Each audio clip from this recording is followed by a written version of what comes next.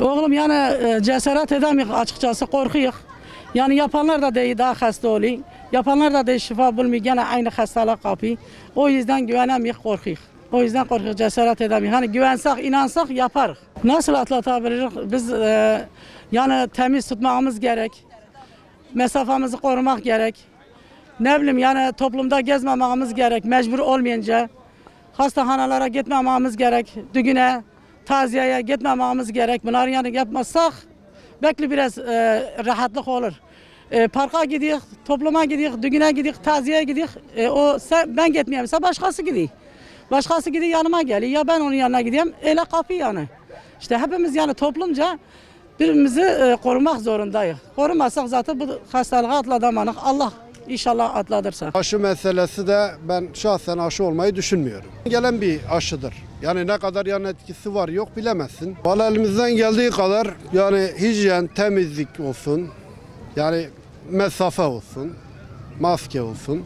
O şekil yani insanlara fazla yaklaşmıyorum.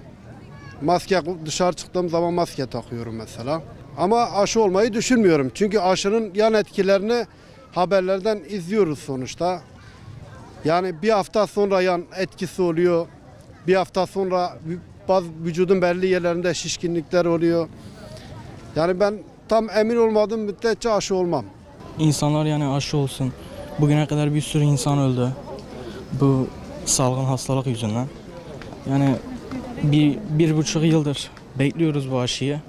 Gelmişken insanlar olsun. Belki Türkiye'de bu aşıyı çıkarıyor zaten.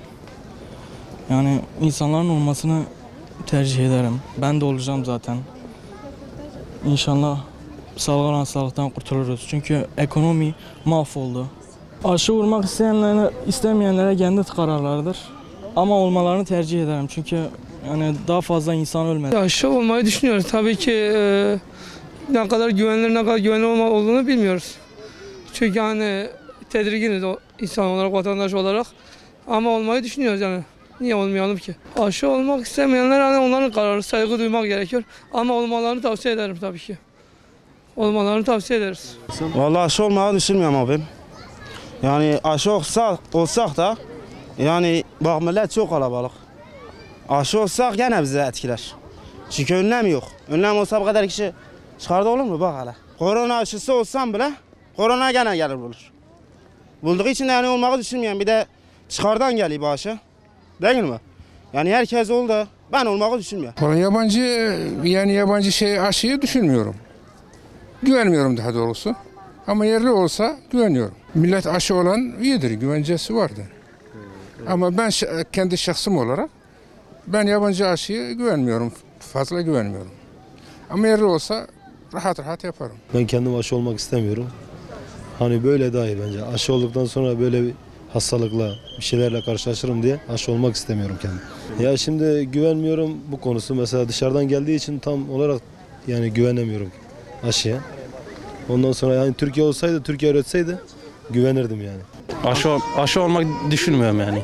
Aynen temizlik, sosyal mesafeyi korumak, her tür şeyleri yaparız yani. Ama aşı olmayı istemiyorum. Olursa sıra gelse, yaş grubuna göre sıra geldi mi oluruz, niye olmayız? Artık onların kendi düşünceleridir. Yarın hasta olduğu zaman da diğer insanlara bulaşma riski de fazla olur.